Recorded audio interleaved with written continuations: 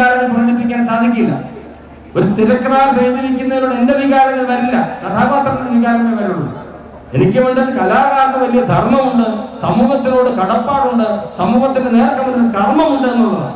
അതിന്റെ അടിസ്ഥാനത്തിൽ ഞാൻ പറയുന്നു, ഈ പറഞ്ഞ പുരസ്കാരങ്ങളെല്ലാം ഏറിയ പങ്കും യാതൊരു ആത്മാർത്ഥതയും ഇല്ലാതെ നൽകപ്പെടുന്നതാണെന്നുള്ളതാണ്. ജാതി തിരിച്ച്, മതം തിരിച്ച്, രാഷ്ട്രീയം തിരിച്ച് നൽകപ്പെടുന്നതാണ് ഇതല്ല. പുരസ്കാരങ്ങൾക്ക് അന്തസ്സുള്ള കാലം ഉണ്ടായിരുന്നു 10, 40, 30 വർഷത്തിന് മുമ്പ്. അന്നത്തെ ഒരു ഭരതും, അന്നത്തെ ഒരു പത്മശ്രീയും, അന്നത്തെ ഒരു പത്മഭൂഷണവും ഇതിന്റെ അന്തസ്സുണ്ടായിരുന്നു. ഇന്ന് ഏത് പട്ടിക്കും കിട്ടാവുന്ന അവസ്ഥയായിരിക്കുന്നു. അത് മാറ്റിയെടുക്കേണ്ട ചുമതല അഴീക്കോട്ടിന് അദ്ദേഹത്തെ പോലുള്ള ആൾക്കാർക്കാണ്. അദ്ദേഹം ഉറച്ച ശബ്ദത്തിൽ പറയുകയും സംസാരിക്കുകയും വേണം.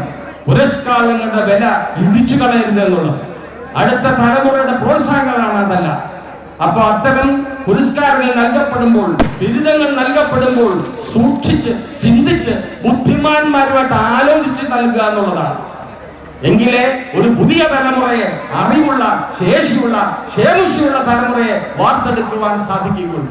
അത് ഓർമ്മിപ്പിച്ചുകൊണ്ട് എനിക്കിനി നാളെ കിട്ടിയില്ലെങ്കിലും, നാളെ എനിക്ക് സിനിമ ഇല്ലെങ്കിലും എന്നെ സംബന്ധിച്ച് പറയേണ്ട വികാരം ഇതാണ്: പുരസ്കാരങ്ങളുടെ അന്തസ്സ് നശിച്ചിരിക്കുന്നു. അത് വീണ്ടും ആവർത്തിച്ച് പറയുകയാണ്. നന്ദി, നമസ്കാരം. കഥാപാത്രങ്ങളുടെ സൃഷ്ടിയിൽ പ്രത്യേക വൈഭവം നേടിയ ആളാണ് ലാൽ ജോസ് എന്ന സംവിധായകൻ.